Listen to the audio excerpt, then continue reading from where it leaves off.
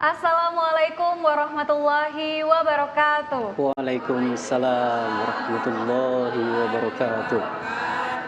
Alhamdulillah pemirsa, senang sekali rasanya saya Rizky Amalia dapat menyapa Anda pada sore hari ini tentunya dalam kajian kita, yaitu dalam program Lentera Kolbu. Sucikan hati, inspirasi diri. Alhamdulillah pemirsa ya, tentunya dengan rahmat dari Allah Subhanahu wa taala, Amin. kita akhirnya dapat berkumpul lagi hari ini dan tentunya tadi ditemani juga dengan ibu-ibu yang sudah terlihat tadi di layar kaca yang cantik-cantik. Hari ini biru-biru nih nemenin kita di studio pada sore hari ini ya. Jadi di depan kami ini sudah ada ibu-ibu dari Majelis Taklim At-Taqwa. Assalamualaikum ibu-ibu. Waalaikumsalam warahmatullahi wabarakatuh. Bagaimana kabarnya hari ini?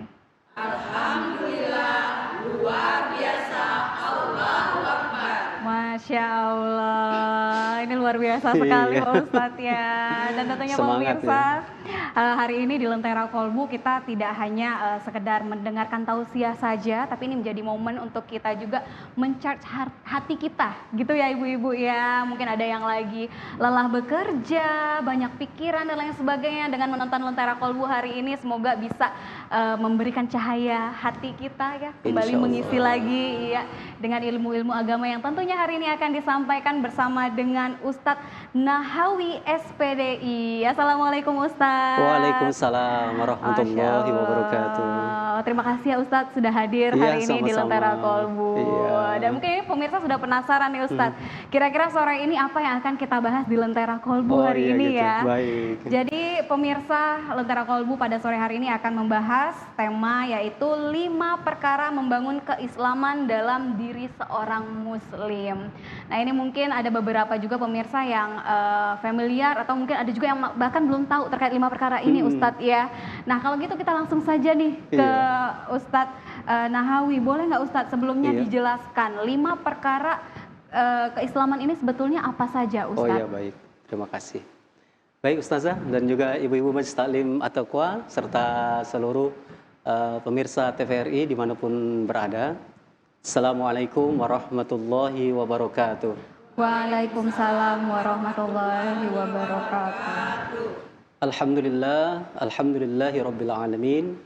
Ahmaduhu wa nasta'inuhu wa nastaghfiruh wa na'udzu billahi min syururi anfusina wa min sayyiati a'malina may yahdihillahu fala mudhillalah wa may yudlil fala hadiyalah.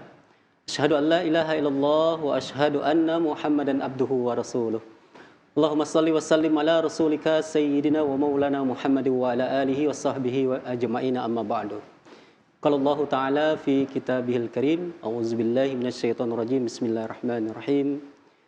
Ya ayyuhalladzina amanu taqullaha wal tanzur nafsum ma qaddamat lighad. Qala Nabi sallallahu alaihi wasallam, buniyal islamu 'alal khamsin wahidan atau al-awwal asyhadatain wa isnain as-salatuhu, kemudian as-salasatun zakatun, kemudian ar-rabi'un as-saum, al-khamsatun yaitu minal haji baitil man istata'a ilaihi sabila. Baik ibu-ibu dan juga ustazah, ya, sore ini saya akan berbicara sedikit tentang masalah perkara kita di dalam Islam ini. Ada 5 yang tentunya mungkin semuanya sudah familiar, seperti ustazah bilang tadi ya kan. Sudah ada yang tahu kan, bahwasanya kita dibangun atas 5 perkara dalam kehidupan keislaman kita ini sebagai seorang muslim ataupun muslimah, ibu-ibu Majelis At-Taqwa dan juga para pemirsa TVRI. Yang pertama, menurut Rasulullah SAW, bahwasanya Islam ini adalah seperti sebuah bangunan. Ya kan? Jadi kalau bangunan, ibu-ibu, itu kalau tidak ada penopang ataupun tidak ada semacam bahan-bahan yang akan membuat dia menjadi kuat, maka bangunan itu akan cepat sekali robohnya, cepat sekali rusaknya dan hancurnya. Begitu pula dengan seorang muslim, ya kan? Maka ada 5 perkara yang harus dia lakukan, yang harus dia niatkan ataupun dia laksanakan di dalam kehidupannya Itu yang pertama tadi, sebagaimana Rasulullah telah bersabda, Bunyal Islamu alal khamsin, bahwa Islam itu dibangun atas 5 perkara itu. Yang pertama atau al-awwal adalah syahadatnya. Maka seorang Islam ataupun mu'alaf yang baru masuk Islam wajib hukumnya untuk mengucapkan 2 kalimat syahadat. Ini adalah pondasinya di dalam Islam. Maka ibu-ibu, kita bersyukur di dalam Islam ini karena setiap waktu, 5 waktu yang Allah titipkan atau kita kerjakan di dalam kehidupan kita sehari semalam itu, kita selalu membaca syahadatain. Betul nggak, Bu? Maka kita seorang Islam ini dikatakan Islam apabila kita pertama untuk menjadi seorang Islam itu yaitu membaca syahadat. Tidak ada syahadat, tidak ada Islam. Maka inilah pondasi akar. Maka pondasi inilah seperti rumah, kalau tidak ada pondasi maka dia akan runtuh. Sebagus apapun rumah kita, ibu-ibu ya, pemirsa TVRI, seindah apapun bangunan yang kita buat, apabila tidak ada pondasi dasar yang dibangun, maka ini akan menjadi rumah yang akan cepat sekali rusak atau robohnya. Itu yang pertama. Nah, kemudian yang kedua, saya langsung kedua ya Ustaz ya. Iya, kemudian yang kedua Ustaz. ya, sebagaimana yang dikatakan oleh Rasulullah, untuk membangun perkara atau membangun Islam ini dengan utuh, dengan kafah, dengan sempurna adalah kita mendirikan sholat. Ibu, jadi jangan sampai ketika kita sudah di KTP kita sudah Islam, kemudian kalau ditanya orang agama apa, kita lantang menjawabnya dengan mengatakan Islam. Tetapi kita ternyata tidak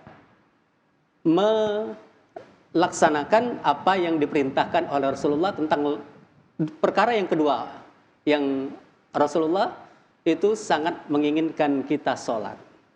Jadi sholat ini adalah sebagai tiangnya agama. Jadi kalau rumah pun kalau tidak ada tiangnya, ibu-ibu ya kan, apalagi teras kita tidak ada tiang, tidak akan indah kan. Tidak ada tiang tidak akan kuat rumah kita, karena yang namanya tiang adalah penopang di dalam kehidupan kita. Maka seseorang yang dia tidak pernah sholat di dalam kehidupannya, maka kehidupannya akan gersang, kehidupannya akan rusak, kehidupannya akan tidak berjalan dengan sesuai syariat agama. Dia tetap hidup, ibu-ibu, tetapi kehidupannya tidak mencerminkan dia sebagai seorang muslim. Mungkin 2 dulu, Ibu, nanti kita lanjutkan 3, 4, dan 5-nya, Ustazah. Boleh, boleh. Baik, nah tapi Ustadz, sebelum kita berlanjut dari kelima tadi, boleh nggak Ustadz disebutkan 3-nya itu apa dulu nih? Iya, untuk 3-nya nanti. Ya? Oh, nanti aja, nggak boleh nih di-spill dulu nih Ustadz. Ada zakat yang sebagai kewajiban kita, kemudian ada puasa kita atau saum kita, ibu-ibu, dan yang terakhir yang sekarang saudara-saudara kita, ya kan, mungkin ada keluarga kita yang sedang menjalankan perintah Allah, yaitu haji ke Baitullah. Baik. Nah, kalau dari penjelasan Ustadz, harusnya sih sudah tahu ya kalau kita memang seorang muslim terkait 5 perkara ini apa. Mungkin kalau familiarnya tuh sama dengan disebut dengan rukun Islam, rukun seperti Islam, itu betul. ya Ustadz ya, dan juga pemirsa. Baik, nah kita akan kembali membahas lebih lanjut terkait 5 perkara keislaman ini pemirsa, namun kita akan kembali setelah yang satu ini. Jadi jangan kemana-mana, tetap bersama kami di Lentera Kolbu. Sucikan hati, inspirasi diri.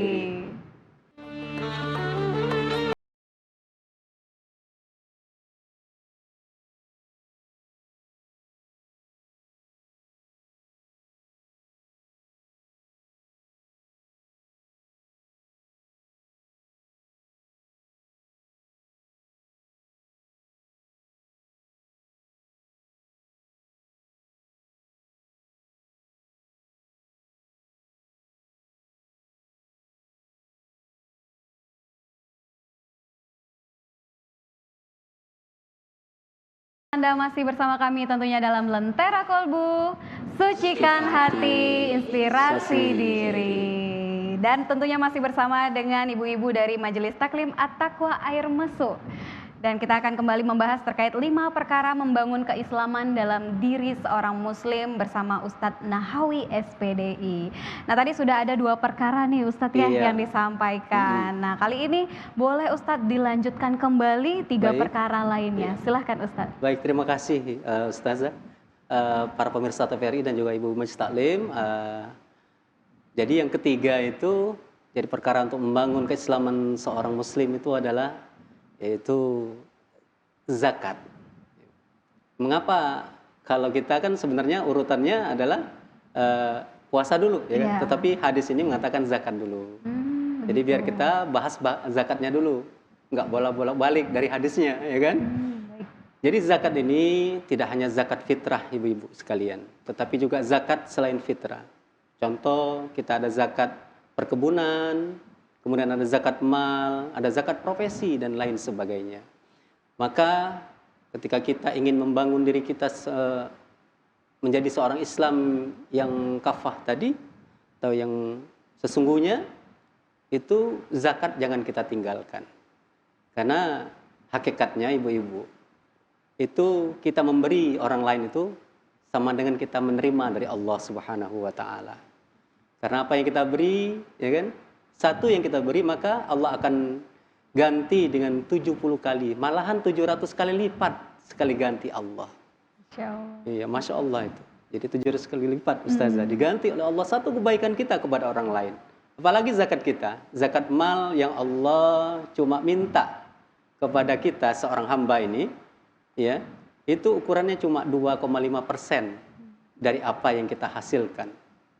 Maka dalam 1 juta itu ibu-ibu, cuma kita keluarkan zakat, yaitu sebesar 250.000. Betul Bu ya? Atau 25.000? 25.000. Kira-kira berat nggak Bu? Dari 1 juta itu Bu. Maka ketika suami kita ataupun keluarga kita ada usaha, apalagi kalau di Bangka Belitung ini kebanyakan kan perkebunan sawit sekarang yang sedang diusahakan oleh masyarakat. Maka jangan dilupakan zakatnya. Karena apa? Dari zakat itu Allah akan menjaga kebun kita yang tadi mungkin sering orang ngambil tanpa beritahu kita, nanti insya Allah akan diganti lagi oleh Allah, dijaga oleh Allah.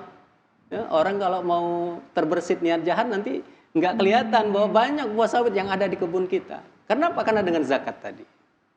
Zakat juga bisa melindungi kita dari mara bahaya.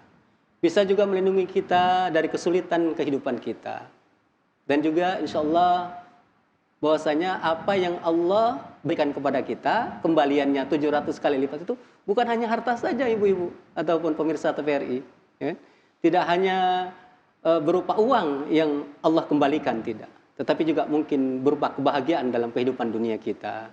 Kebahagiaan dalam keluarga kita, dengan suami kita, dengan istri kita, dengan anak-anak kita, dengan tetangga kita. Itu zakat. Maka fenomena zakat ini sangat luar biasa. Maka dari itu jangan melupakan, jangan kita tinggalkan untuk membayar zakat. Tunaikan zakat ini dengan penuh kewajiban kepada Allah Subhanahu wa taala. Itu Ustazah yang ketiga. Kemudian yang keempat, perkara untuk membangun keislaman seorang muslim itu adalah dia berpuasa. Puasa bukan hanya puasa Ramadan saja sebenarnya kan. Ada puasa-puasa sunnah yang dianjurkan oleh Rasulullah.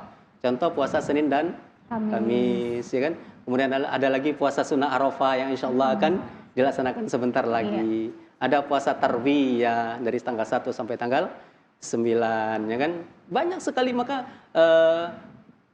puasa-puasa yang sunnah ini kalau memang puasa wajib sudah kita tunaikan, maka kita perbanyak lagi dengan puasa-puasa sunnah. Ya, puasa sunnah itu sangat baik. Karena apa? Kalau puasa Senin Kamis itu Allah sedang mengangkat melalui malaikat-malaikatnya itu amalan-amalan kita ke atas langit. Maka kata Rasulullah ketika ditanya oleh sahabat, mengapa Rasulullah kamu berpuasa di hari Senin ataupun hari Kamis?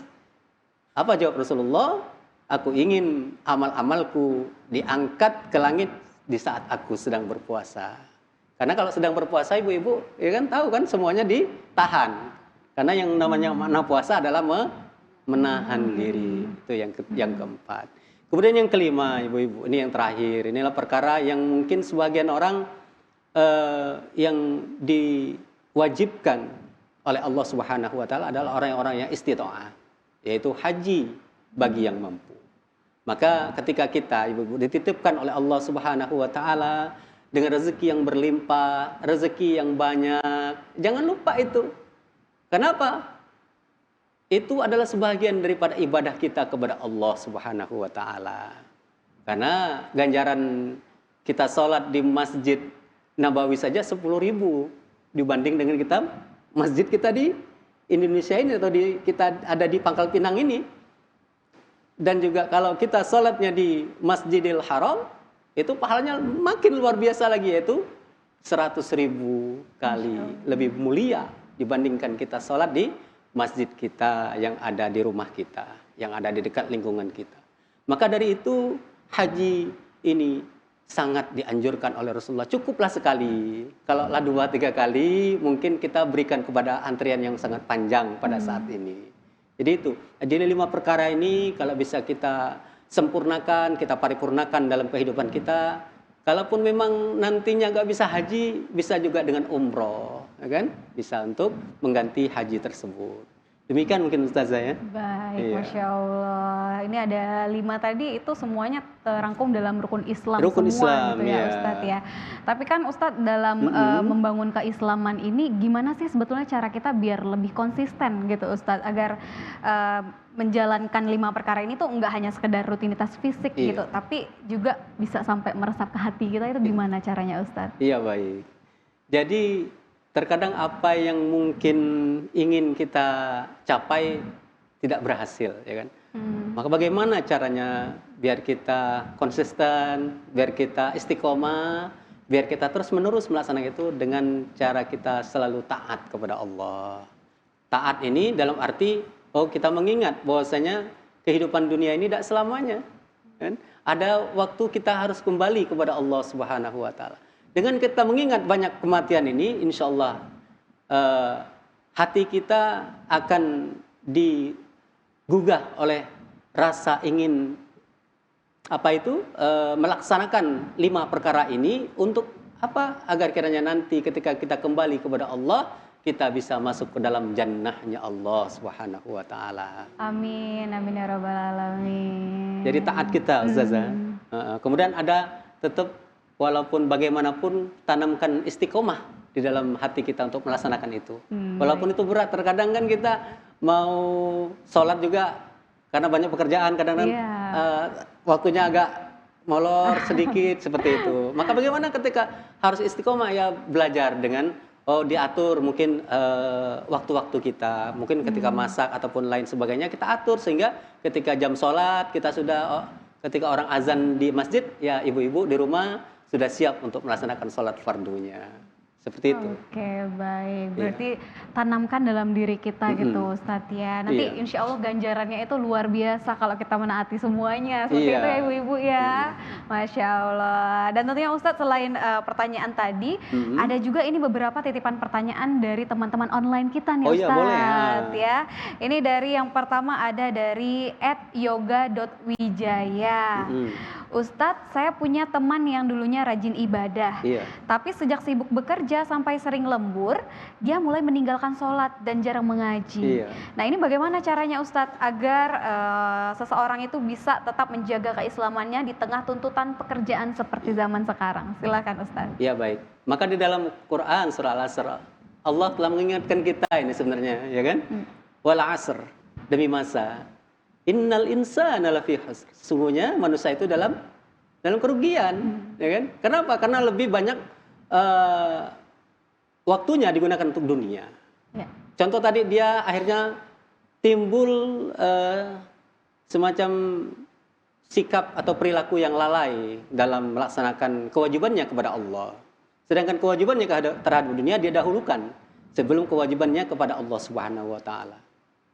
Seharusnya kehidupan kita ini, ya, di dalam kehidupan seorang muslim itu, kehidupan kepada Allah ataupun kewajiban kepada Allah itu harus yang lebih dahulukan dulu daripada kehidupan dunianya. Kenapa? Ketika kehidupan kepada Allah atau kehidupan akhirat yang kita sebut itu, ibu-ibu, itu sudah kita dahulukan, insya Allah kehidupan dunia akan ngikut. Tetapi ketika kehidupan dunia yang kita dahulukan, akhirat akan jauh terbelakang, meninggalkan kita. Maka kata Allah, ya, kalau kita itu lebih dekat dengannya, insya Allah Allah akan lebih dekat kepada dia. Itu janji Allah, bukan janji manusia, ibu-ibu. Maka dari itu, ketika tadi ditanyakan mengapa temannya itu semakin hari semakin lalai, semakin sibuk dengan pekerjaan, itu tadi, nanti aja, kan?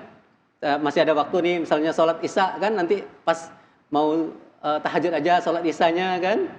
Iya kalau terbangun. Tapi nanti kalau bangunnya misalnya udah subuh, kan artinya sholat isyanya tertinggal. Iya. Maka kewajiban 5 waktu yang sudah diwajibkan kepada kita, cuma 4 waktu aja yang kita dapatkan. Alangkah ruginya kehidupan kita, ya kan? Dunia masih bisa kita kejar sebenarnya, tetapi akhirat tidak akan pernah kembali kepada kita. Baik, jadi pesannya adalah kita harus mendahulukan dulu Ustaz, Iya, ya mendahulukan. urusan akhirat kita gitu. Karena itu yang abadi Abadi sebetulnya gitu sebenarnya, kan, iya. dibandingkan dari urusan duniawi pemirsa. Baik, nah kemudian ini ada pertanyaan selanjutnya nih Iya. Ustadz dari @nisa.ardila. Ustadz, adik saya lebih sering menghabiskan waktu bermain game online sampai lupa waktu ibadah. Iya. Nah, orang tua sudah sering menasehati tapi belum berubah juga. Bagaimana caranya Ustadz untuk membangun kesadaran agama pada anak muda zaman sekarang? Oke, silakan Ustadz. Ini kayaknya jadi salah satu ini ya, kegalauan Betul. orang tua nih di era sekarang. Itu Iya. gimana tuh Ustadz? Jadi ini masalahnya masalah umum yang sudah terjadi di mana-mana. Baik di negeri kita yang ada di Bangka Belitung maupun ya seluruh Indonesia lah saya kira. Padahal dulunya para ulama ataupun tokoh-tokoh agama dan juga para ustaz-ustazah sudah mengingatkan hal ini, ya kan? Akan terjadi suatu masa di mana game ataupun gadget menjadi tujuan utama hidup kita.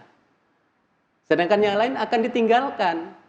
Nah ini sudah terasa. Maka ketika dari sebelum maghrib ataupun 24 jam lah sebelum tidur, dari terbuka kelopak matanya sampai menutup lagi kelopak matanya nggak jauh dari yang namanya HP.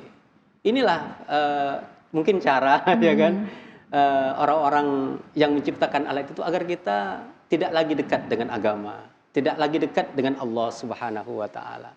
Jadi bagaimana ini cara untuk mengatasinya? Harus dimulai dari keluarga. Tidak bisa lagi dimulai dari ketika diberikan ceramah, diberikan pengajaran yang keras. Anak kalau dikeraskan dia akan bengkok dan patah. Betul enggak ibu-ibu? Iya. Jadi anak-anak kita ini kalau kita keraskan, dia akan lebih membelot lagi, lebih keras lagi. Jadi saya kira untuk memulangkan sikap dan perilaku seperti zaman-zaman kita dulu, ya kan? Kalau maghrib itu semuanya sudah baca Quran semua sudah duduk di depan para guru ngaji, ya kan? Yaitu kita mulai dari orang tua dan juga kakak ataupun saudara yang ada di rumah. Ketika misalnya kumandang azan sudah dikumandangkan, maka kita orang tua ibu-ibu itu yang memulai duluan. Namanya itu pendidikan suri teladan, ya kan? Karena apa? Nanti anak akan terbiasa melihat orang tuanya sholat, dia pokoknya jangan dikeraskan. Pendidikan anak sekarang tidak boleh dikeraskan lagi, Bu. Beda dengan zaman kita dulu ya ibu-ibu ya. Kalau guru kita nggak bisa jawab itu rotannya udah siap. Kalau sekarang nggak bisa lagi. Jadi kita harus dengan suri teladan dan nasihat-nasihat yang menyentuh anak tersebut. Contoh kita berikan mungkin ketika dia sedang main game online ataupun main gadget itu, kita beritahu bahwa gadget ini tidak bisa menolong kamu. Yang nolong kamu itu sholat itu. Yang nolong kamu adalah bacaan Quran kamu. Yang nolong kamu adalah membantu orang tua yang ada di rumah. Jadi itu yang harus kita tanamkan terus. Walaupun mungkin hari itu anak tidak akan mendengar perkataan kita ataupun saudaranya tidak mendengar perkataan kakaknya. Tetapi lambat laun ibu-ibu, kita ini kan walaupun kita misalnya mendengar orang lain, tetap kita nanti ada mendengar dari suara orang lain. Misalnya ibu ngomong dengan saya, dan yang lain juga ada yang ngomong, tetap nanti ada yang nyangkut. Nah itulah harapan kita berbicara nasihat-nasihat yang baik itu akan nyangkut di memori adiknya tadi. Insya Allah dengan begitu nanti insya Allah dia akan berubah. Ya. Tapi kalau dengan kekerasan, bukan tidak berhasil, tetapi tingkat keberhasilannya lebih rendah dibanding kita dengan memberikan teladan-teladan, nasihat-nasihat kepada orang yang sudah kecanduan dengan HP tersebut. Jadi begitu Ustazah. Oke, Iya. baik. Dan ini mungkin untuk Kak Nisa Ardila dan para orang tua di luar sana. Jadi sekarang akhirnya tahu ya, Iya. emang pendidikan yang paling baik itu untuk anak-anak dengan cara mencontohkan terlebih Iya, dahulu betul. gitu. Kemudian nanti kebiasaan terbentuk akhirnya bisa memberikan hal-hal baik juga, Hal-hal baik juga. ke anaknya gitu ya. Baik, nah Ustadz ada satu lagi nih pertanyaan terkait di zaman sekarang ini kan kalau kesuksesan tuh banyak banget orang ukurnya itu dari harta dan juga popularitas nih Ustadz ya. Tapi sudah kalau dalam Islam sendiri arti kesuksesan yang sebenarnya itu seperti apa Ustadz? Silahkan. Baik, dalam Islam sebenarnya harta itu sebagai jembatan saja, bukan tujuan utama kita. Memang kalau kita tidak punya harta, kita mungkin masih terkendala dalam hal dakwah kita. Kalau zaman sekarang Ibu ya, tidak ada jabatan pun sama. Dakwah tetap jalan tetapi masih kurang agak tajam untuk menyentuh kalangan umat.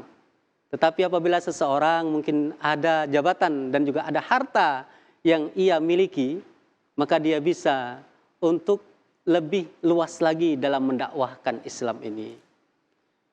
Memang, ya kan? Memang harta dan juga mungkin kesuksesan dalam kehidupan dunia, ya, baik itu profesinya, baik itu jabatannya, itu bukan tujuan utama kehidupan kita.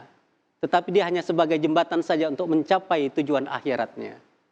Maka ketika ini dipergunakan, ibu punya mobil tetapi mobilnya dipergunakan, misalnya ada kawan-kawan yang mau pergi ke TVRI ini digunakan dalam dakwah, maka mobil ini menjadikan wasilah sebagai kebaikan, sebagai jalan untuk masuk ke dalam surga Allah Subhanahu wa taala, ya kan? Tetapi kalau kita punya mobil tapi mobilnya tidak pernah digunakan untuk jalan dakwah, percuma saja kita punya mobil kan? Sama seperti seseorang yang seperti kami misalnya para ustadz yang tidak pernah menyampaikan wasilah ataupun menyampaikan nasihat-nasihat kepada jamaah ataupun kepada masyarakat, maka apa yang kita miliki itu akan percuma dan akan diminta. Itu yang paling kita khawatirkan, yang kita takutkan kepada Allah itu akan diminta pertanggungjawaban kita atas apa yang kita miliki, Bapak sekalian. Jadi itu Ustazah. Jadi jangan itu tidak menjadi tujuan utama di dalam Islam, tetapi menjadi jembatan saja. Oh begitu, baik. Berarti kesuksesan yang sebenarnya itu ketika kita bisa memanfaatkan apa yang ada di sekitar kita betul. Untuk hal-hal baik seperti itu Ustadz ya. Masya Allah, luar biasa sekali penjelasan Ustadz hari ini. Dan tentunya pemirsa kita akan kembali membahas terkait 5 perkara keislaman dalam diri seorang muslim dan muslimah. Namun kita akan kembali setelah yang satu ini. Jadi jangan kemana-mana, tetap bersama kami di Lentera Kolbu. Sucikan hati, inspirasi diri.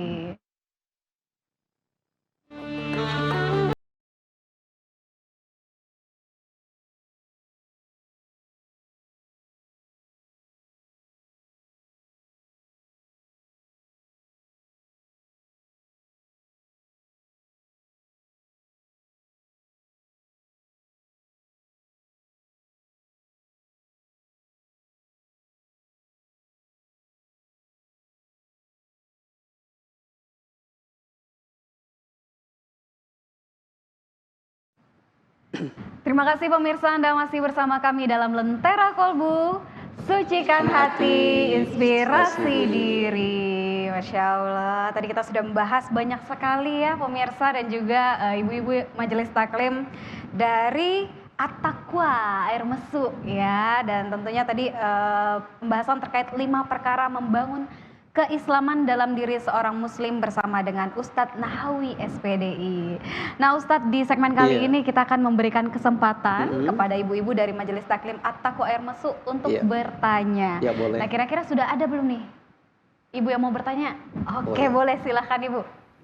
Assalamualaikum warahmatullahi wabarakatuh. Waalaikumsalam warahmatullahi wabarakatuh. Saya Ibu Dalina dari Majelis Taklim At-Taqwa Air Mesu.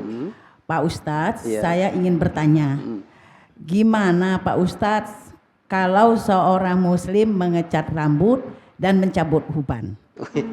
Dan apakah sholatnya sah kalau mengecat rambut? Itu saja Pak Ustadz pertanyaan dari saya. Sekian dan terima kasih. Wassalamualaikum warahmatullahi wabarakatuh. Waalaikumsalam warahmatullahi wabarakatuh. Baik. Nah ini Ustadz, boleh Iya. silakan langsung dijawab. Langsung Ustadz. dijawab ya. Iya. Ya, satu-satu ya berarti Iya. ya. Baik. Baik Ustazah dan juga Ibu Darlina itu ya.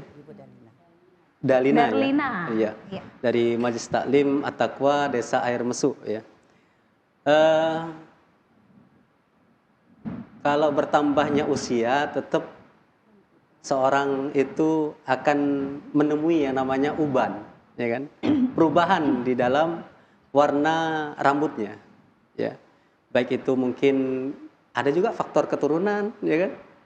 Masih kelas SMA aja ada itu anak-anak yang saya temui itu waktu saya menjadi guru, anak yang sudah ada ubannya ada. Ada juga yang baru tumbuh di usia 40 tahun, di usia 50 tahun. Ada juga yang tumbuhnya di usia 60 tahun. Jadi tadi Ibu bertanya tentang hukumnya merubah ya. Artinya dia merubah. Walaupun mungkin sama-sama hitam ya Bu ya. Ketika banyak sekali sekarang semir ataupun warna cat rambut itu yang warnanya sama dengan rambut kita. Nah, ini yang dilarang oleh Allah Subhanahu wa taala. Ya.